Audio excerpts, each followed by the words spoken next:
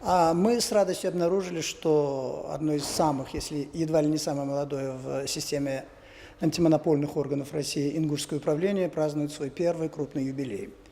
В республике это создавалось с известными трудностями, связанными в том числе и с политической обстановкой, и тем, что аж с 1991 года произошло деление Чечено-Ингушской ССР, автономной республики на две республики, чеченскую и ингушскую.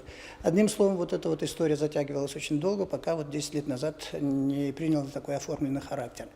Хочу поздравить своего молодого коллегу Батыра Беслановича Точиева с таким замечательным юбилеем. Мы знаем, что он очень энергично руководит управлением, и уже заметны серьезные результаты. Во всяком случае, они опережают все северокавказские управления, что говорит о потенциале молодого руководителя и всех сотрудников управления.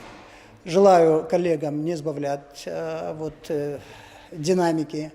Мы переживаем за вас, и Карачаево-Черкесское управление всегда будет рядом с вами и гордится вашими успехами.